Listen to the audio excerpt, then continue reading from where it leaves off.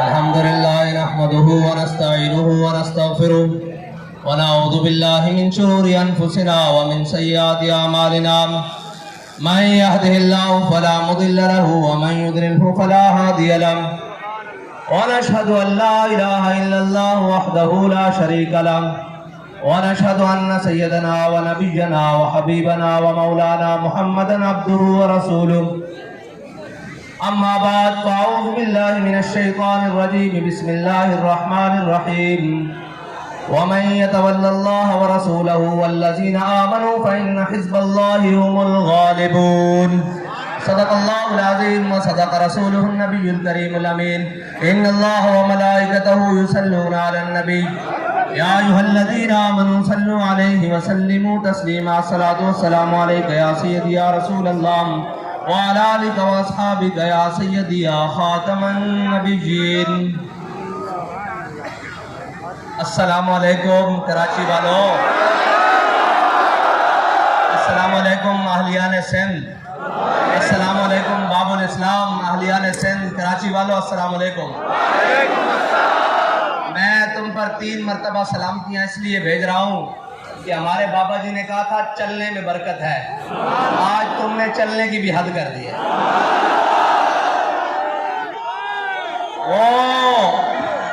वो जो कहते थे कि जी इनको क्या पता हो कि मुल्क कैसे चलता है, हमने उन्हें आज सिर्फ छोटा सा पैगाम देने के लिए आपको बुलाया है कि कौम तहरीक लब्बैक पाकिस्तान पर उस सतह का एतमाद कर चुकी है कि तहरीक लब्बैक पाकिस्तान जिस मौजू पर मर्जी जिस वक्त मर्जी कौम को बुलाए कौम लब्बैक कहती है।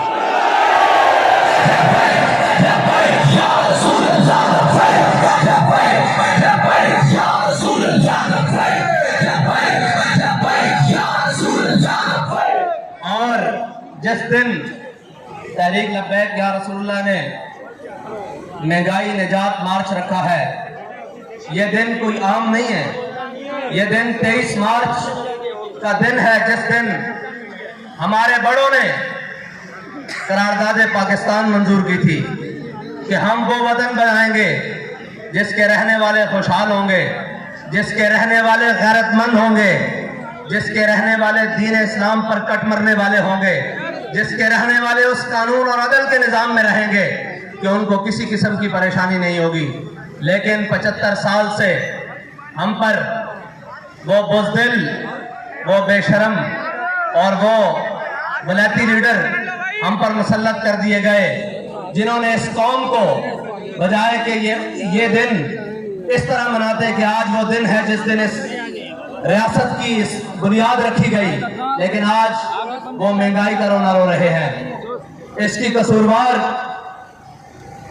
तकरीबन हम खुद भी हैं और हमारे वो लोग जिन्होंने हमेशा छोटी और बड़ी बुराई की तकसीम की कि ये छोटी बुराई है, ये बड़ी बुराई है। आपको अब तो 75 साल गुजरने के बाद ये एहसास हो जाना चाहिए कि बुराई बुराई होती है, अगरचे उसके ऊपर जो मर्जी कवर प्लेटेड दे दिया जाए, उसको पीपल्स पार्टी का नाम दे दिया जाए, उसको MQM का नाम दे दिया जाए, उसको नून लीग का नाम दे दिया जाए, या उस बुराई को मजीद सफाफ करने के लिए PTI का नाम दे दिया जाए। ये सारे गलाजत के पलंदे हैं जो कौम के गले में डाल दिए गए हैं। लेकिन अफसोस के वक्त और कुदरत ने बड़े मौके दिए इन सबको कि शायद ये सुधर जाएं। आज से 365 दिन पहले एक मुतालबा हमारा था कि भाई खुदा के लिए रसूलुल्लाह के नाम पर इनको सीधे हो जाओ, रसूलुल्लाह के नाम पर मैदान लगाओ, इनको जवाब दो कि हम सब कुछ बर्दाश्त कर सकते हैं, अपने आका और मौला की हुर्मत पर एक लफ्ज बर्दाश्त नहीं कर सकते, उनकी नामूस रिसालत पर गद्दारी नहीं कर सकते। लेकिन हमें कहा जाता था क्या हम यूरोपीय यूनियन से ताल्लुकात तोड़ ले? तो मैंने पूछा सुनाओ कैसे हैं ताल्लुकात आजकल?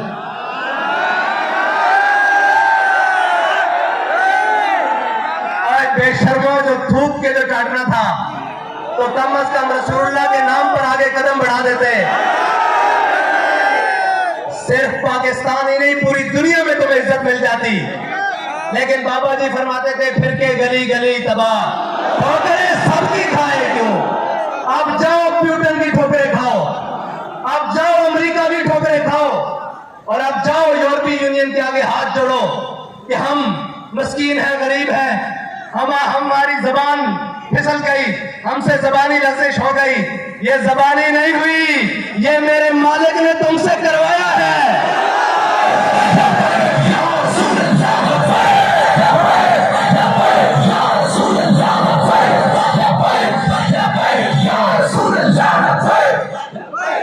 तुम बात करते हो, किस मुंह से बात करते हो कि मैंने इस्लामी फोबिया के लिए, इस्लामोफोबिया के लिए पूरी दुनिया में आवाज उठाई?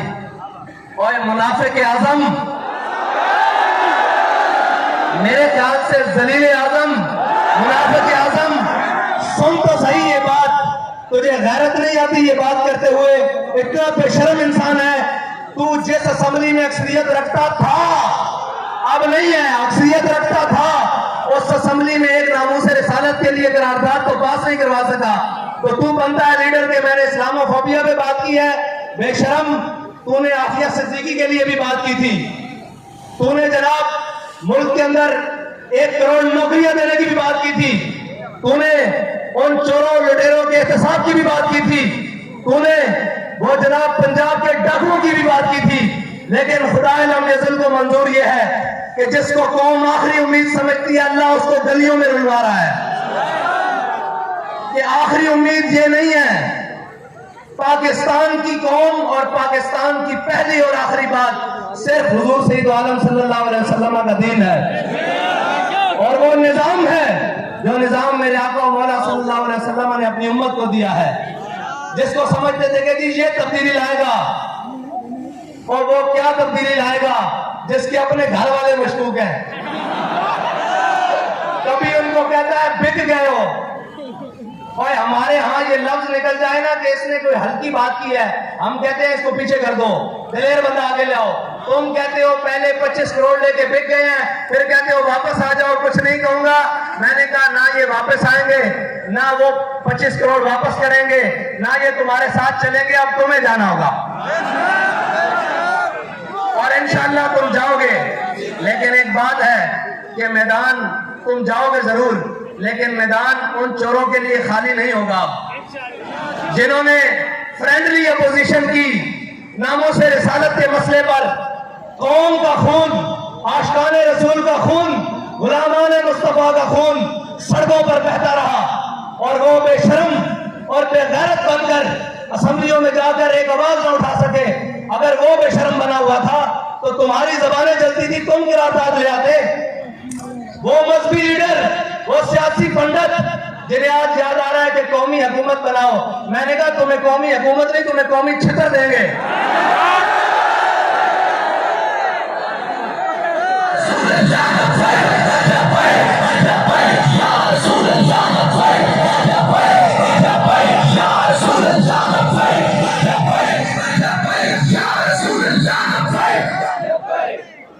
तुम इतने बेशर्म हो चुके हो कि तुमने 3 साल इस मुल्क की बुनियादों के साथ खेला गया। इस मुल्क में FATF जैसे लाइन कानून कवानीन पास हुए इस असम्बली से तुम्हारे जबड़े से जबान बाहर ना आई। मैं सारी अपोजिशन से बात कर रहा हूं, इसलिए कि अंडर द टेबल और अपर द टेबल बातें करने और हैं, दफ्तर खुलवाने और हैं, कौम के लिए बात करना और है। इस्लामाबाद से लेकर कराची जाना और फिर खुद कांपते हुए वापस आना ये और है।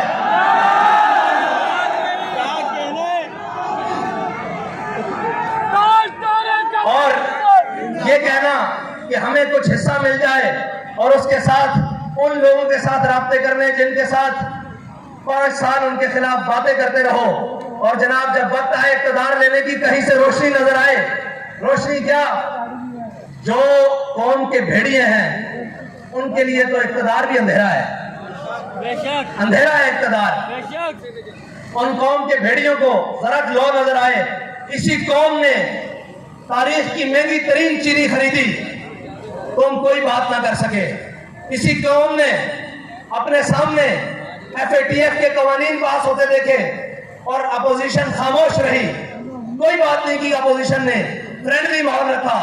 इन्हीं के सामने जनाब पूरी कौम महंगाई की चक्की में पिस कर रह गई, ये अपोजिशन पूरी खामोश रही। लेकिन जैसे ही इक़्तिदार की लच्छा नजर आना शुरू हुआ तो सबसे पहले गीदड़ की तरह मैदान में आ गए और सबसे पहले ये कहना शुरू कर दिया कि जी हम अदम एतमाद लाएंगे और हम जनाब इसको तख्त से उतारेंगे। तुम अदम एतमाद लाओ या ना लाओ, मैं तुम्हें बरसरे मिंबर ये खड़ा होकर कह रहा हूं, पूरी कौम तमाम पार्टीज के ऊपर अदम एतमाद कर चुकी है। पूरी कौम इनकी सियासत के ऊपर, इनकी तर्ज हुकूमत के ऊपर और इनके मुनाफिकाना रवैया के ऊपर अदम एतमाद कर चुकी है।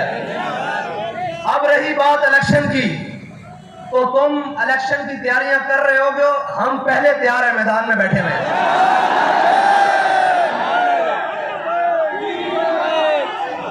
हमारे जवान भी तैयार हैं, बूढ़े भी तैयार हैं, खवातीन भी तैयार हैं, बच्चे भी तैयार हैं। एक मिनट जी, हमने ये तय कर लिया है कि कौम को किसी भी मसले में अब अकेला नहीं छोड़ना। वो महंगाई का मसला हो, वो सबसे पहले नामूसे रिसालत खत्म नबूवत का मसला हो, जाने देंगे, देनी पड़ी, खून देंगे, देना पड़ा खून देंगे, जना माल देना पड़ा देंगे, लेकिन कौम को अब इनको सीधा नारों के सपुर्द नहीं कर देंगे।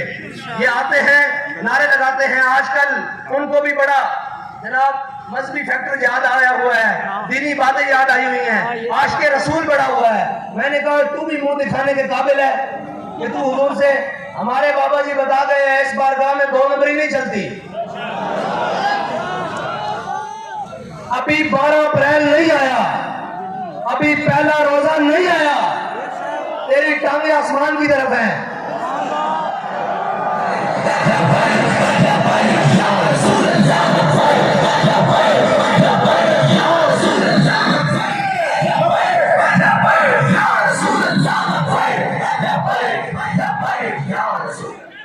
मीडिया का जदीद दौर है, हर शख्स का किरदार सामने खुल के उसके सामने है कि वो कौम के मुंतखब नुमाइंदे जिनको कौम लाखों वोट देकर भेजती है असम्बली में, उनकी कीमत सिर्फ 25-25 करोड़ और 50-50 करोड़ रुपया है। जो अपने जमीर बेच रहे हैं, वो इधर हो या उधर हो, ये सारे जमीर फरोश हैं।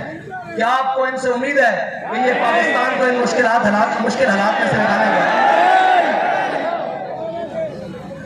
और जमीर फरोश भी हैं, कश्मीर फरोश भी हैं और हमशीर फरोश भी हैं। इनसे बड़ा तारीख में बाबा जी फरमाते थे, ये मिट्टी कीमती है बादशाहों के खजीनों से, अभी तक इस्लाम मालदार है ऐसे सफीनों से, अभी तक सदा आ रही है तुर्बत के सीने से। अगर जिल्लत का जीना हो तो मौत अच्छी है जीने से। याद रखना, कौमों के उरूज जवाल का म्यार हमेशा कौमों का किरदार और कौम के रहनुमाओं का किरदार होता है। जो झूठ के सबसे बड़े, अगर पूरी दुनिया में मुकाबला कराया जाए तो पाकिस्तानी सियासतदान जो मौजूदा एक दूसरे के कपड़े उतार रहे हैं, अगर झूठ का मुकाबला कराया जाए तो ये सारे अव्वल नंबर पे आए, कोई भी एक पीछे ना हो। अगर करप्शन का मुकाबला कराया जाए तो ये सारे एक दूसरे के पीछे आए, अगर यू टर्न का मुकाबला कराया जाए तो सारे एक दूसरे के पीछे आए। और वो जो कहते थे कल तक कि मियां सांप, आज मियां साहब के जवाई बने हुए हैं। कोई बात नहीं, मैं तो कहता हूं अल्लाह ताला मजीद तुम्हें नंगा करे कौम के सामने, कि तुम खाते वक्त सारे इकट्ठे हो और दिखाने के दांत और हैं तुम्हारे, झूठ बोलते हो कि तुम्हें कौम का दर्द है। मरसू मरसू सिंध न डेसू, मैं कहा ना ना ना ना, मरसू मरसू सिंध को कुछ न डेसू। ए आप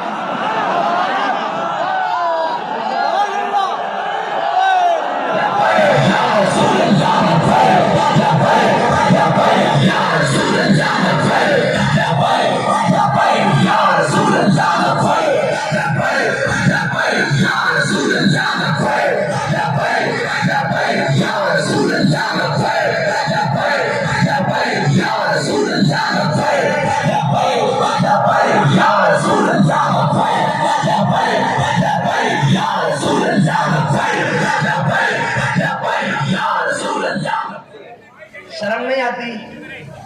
कुछ गैरत नाम की चीज है।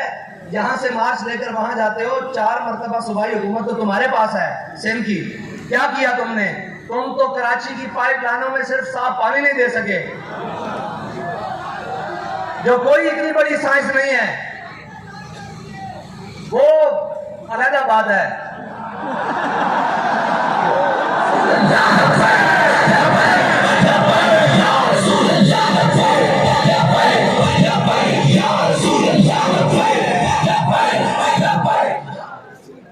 और यहां से वहां जाकर कहते हो क्या तुमने, जो तुम्हारी जिम्मेदारी थी, क्या तुमने कौम को वो जरूरियात पूरी की है?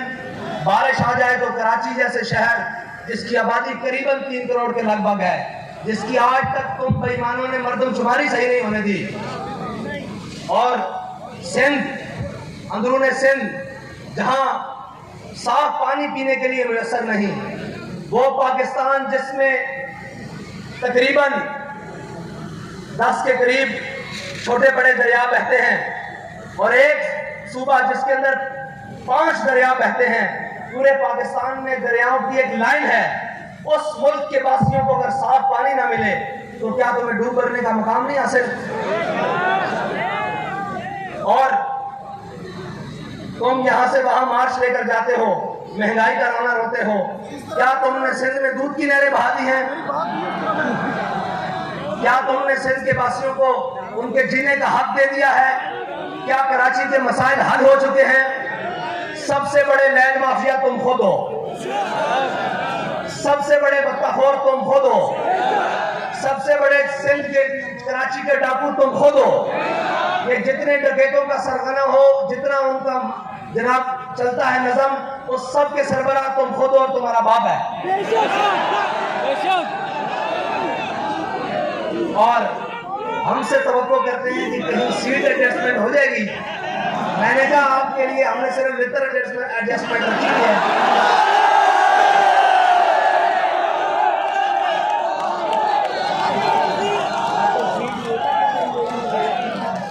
भाई इसलिए कि वो हमने नारा लगाना है जिससे इनके जिगर पिघलते हैं।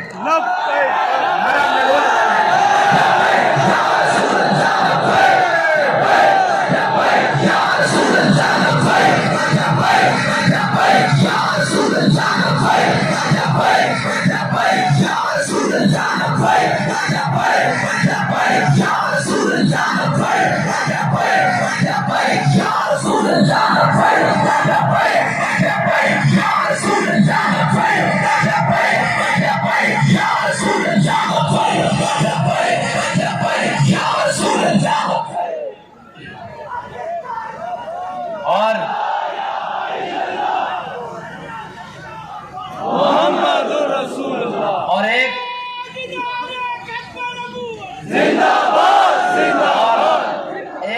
मुनाफिक आजम ज़लील आजम साहब को आजकल अमर बिल मारूफ आई हुई है। और मैंने कहा भाई अमर बिल मारूफ जिनके नामे नामी से नेकी नेकी बनी है ना, पहले उनकी इज्जत की तो बात करो। अमर बिन मारूफ तो बाद में है, पहले जिनकी वजह से हमें दीन मिला है, नेकी मिली है, राय हिदायत मिली है, पहले उनके नाम की तो बात करो। ये दो नंबरियां नहीं चल सकती। और काश कि वो वक्त तुमने ना खोया होता। तुम्हें आना तो मैदान में ही पड़ा ना। हम तुम्हें कहते थे ये कुर्सी 4 दिन की है, आना तुमने कौम में ही है और तुम्हें लगाना मैदान ही पड़ेगा। काश के ये मैदान तुमने हुजूर की नामूस के लिए लगाया होता। काश के ये बयान तुमने हुजूर सैयद आलम सल्लल्लाहु अलैहि वसल्लम की नामूस रिसालत के लिए दिया होता। आज तो रो रहे हो कि न्यूट्रल जानवर होते हैं। मैंने कहा जितनी देर तुम न्यूट्रल रहे हो उतनी देर तो जानवर बनो। खान साहब 8 महीने तक कट के आओ ना अंदर, बाकी हिसाब बाद जो करेंगे।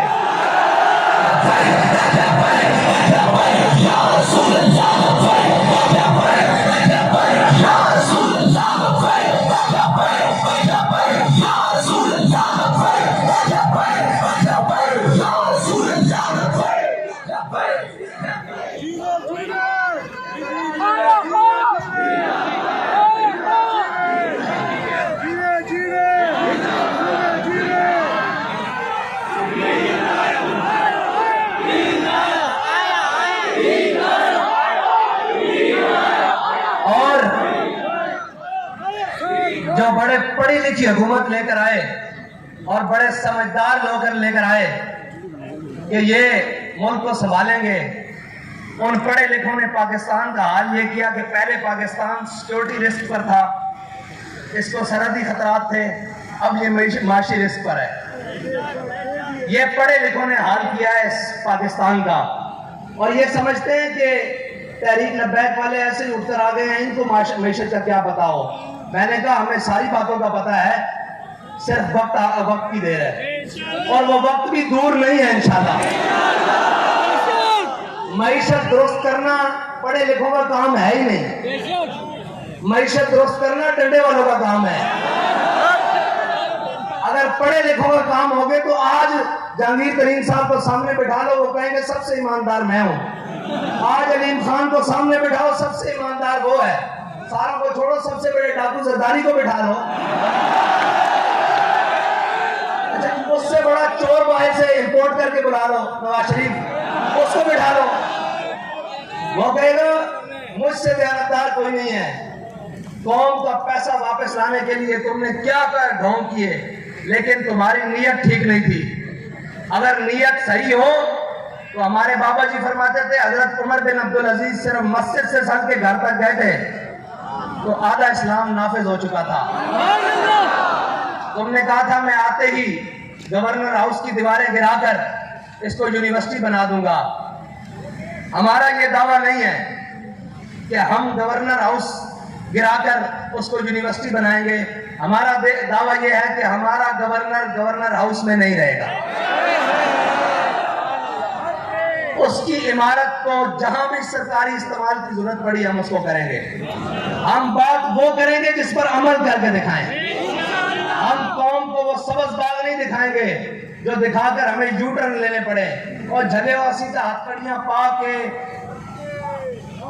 फांसी वाली चक्की जाके यू टर्न नहीं लिया। सारे बाबा जी ने हमें यू टर्न सिखाया ही नहीं। हमारे बाबा जी ने हमें एक ही बात सिखाई है, वो यार दिगल सुना मुल्ला ना लंबे पैडे पा मुल्ला ना इल्मा विच। हाँ, ये जो जमा तफरीक की सियासत, ये जो मईशत का अदम इर्तिकाज है, ये सारी चीजें अगर कोई खत्म कर सकता है तो वो तहरीक लब्बैक या रसूलुल्लाह कर सकती है। क्योंकि ना हमारे किचन किसी ब्लैक लिस्ट और ब्लैकिए के पैसों से चलते हैं, ना हमारी गाड़ियों में पेट्रोल किसी 2 नंबर चीनी बेचने वाले के पैसों से आता है, ना हम इस मुल्क को खाने वालों के हेलीकॉप्टरों में सैर करते हैं। हमें जहां जरूरत पड़ी हम पैदल चल पड़ते हैं, जहां जरूरत पड़े साइकिल पे बैठ जाते हैं, जहां जरूरत हो गाड़ियों पे बैठ जाते हैं, जहां जरूरत हो जहाज पे भी बैठ जाएंगे, लेकिन कौम के लूटे हुए माल से नहीं। क्योंकि तुम इसलिए कुछ नहीं कर सकते इन चोरों के बारे में, इन महंगाई बढ़ाने वालों के बारे में, इनके बारे इसलिए कुछ नहीं कर सकते क्योंकि तुम्हारे किचन इनके पैसों से चलते हैं, तुम्हारी अयाशियां इनके पैसों पर मुनहसर हैं और तुम्हारी सारी चीजें इनके जनाब एटीएम कार्ड्स पर हैं। हमारा एटीएम एक ही है कि उन्हें जाना, उन्हें जाना, उन्हें जाना, न रखा गैर से काम। तो कराची वालों, बाबा जी हमें एक बात बता गए हैं कि चलने में बरकत है। जब तक चलते रहोगे मंजिल तुम्हारी करीब आती रहेगी और जितना तेज चलोगे, जितनी लगन से चलोगे, जितने इखलास से चलोगे, तुम्हारी मंजिल उतनी करीब होगी। लेकिन एक बात याद रखना मेरी, और वो बात को कान खोल कर सुन लेना कि तुम्हारा दुश्मन, तुम्हारा रकीब, तुम्हारा हासिद तुम्हें जेलों में लेकर जाकर तुम्हारा कुछ नहीं बिगाड़ सका, तुम्हें शहीद कर कर, तुम्हें जख्मी कर कर तुम्हारा कुछ नहीं बिगाड़ सका। अब वो तुम्हारी सफों में दरारें पैदा करने की कोशिश कर रहा है। अपने हाथ दूसरे भाई के हाथ में ऐसे थाम लो। उहदों की क्या बात है यार, मैं अभी तुम्हारे साथ नीचे खड़ा हो जाता हूं।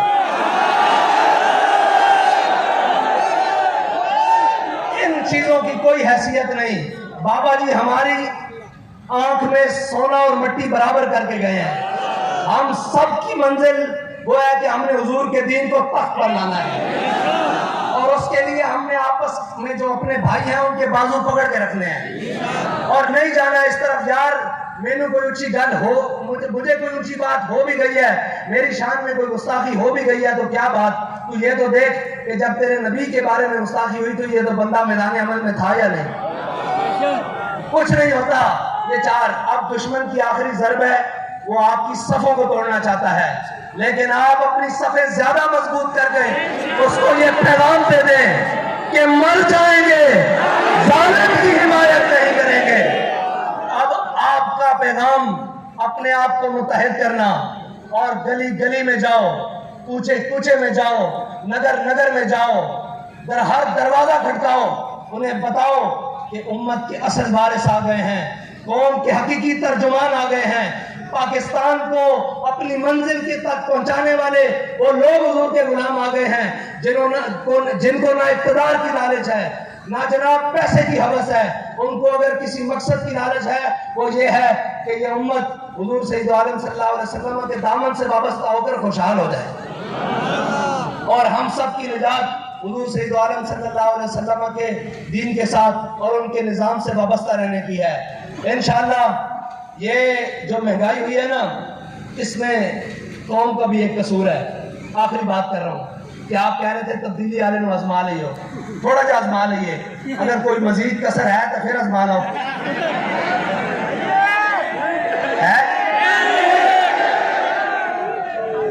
अब इन सब चोरों डाकुओं से जान छुड़ाओ और हुजूर सैयद आलम सल्लल्लाहु अलैहि वसल्लम के दीन को तख्त पर लाने की मेहनत करो, सुबह शाम मेहनत करो और इस तरह निकलो कि तुम्हें किसी की झिझक नहीं होनी चाहिए, किसी की शर्म नहीं होनी चाहिए।